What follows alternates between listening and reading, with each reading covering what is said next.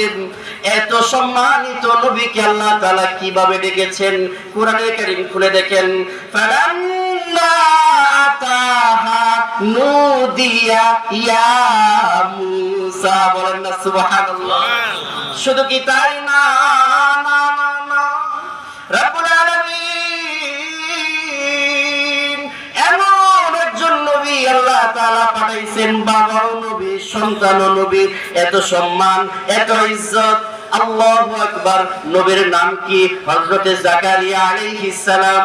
হযরতে জাকারিয়া আলাইহিস সালামের সন্তান হযরত ইয়াহইয়া আলাইহিস সালাম।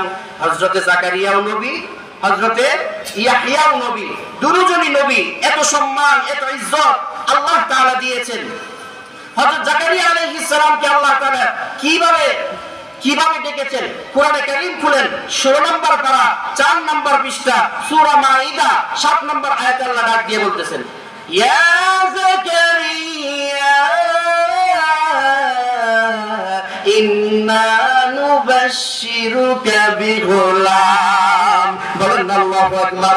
ইয়া জাকারিয়া বলে সম্বোধন করেছেন। শুধু কি তাই না, সন্তান তো নবী, বাবাকে আল্লাহ তাআলা নাম ধরে সম্বোধন করছে। এবং সন্তানকে আল্লাহ তাআলা কিভাবে ডাকতেছেন পরের পৃষ্ঠায় যান, 5 নম্বর পৃষ্ঠা সূরা মাইদা। রব্বুল আলামিন ডাক দিয়ে বলতেছেন, ইয়া ইয়াহইয়া খুযিল কিতাবা বিকুওয়া। জোরে বলা যাবে কি আল্লাহু আকবার। ইয়া ইয়াহইয়া বলে সম্বোধন করেছেন। শুধু কি তাই না, আল্লাহ তাআলা সর্বপ্রথম রাসূল করে যাকে পাঠাইছেন, নবী এক জিনিস, রাসূল আরেক জিনিস। এটা ব্যাখ্যা দেওয়ার সময় আমার কাছে নাই। সর্বপ্রথম যাকে রাসূল বানায় পাঠাইছেন নাম কি? হযরতে নূহ আলাইহিস সালাম।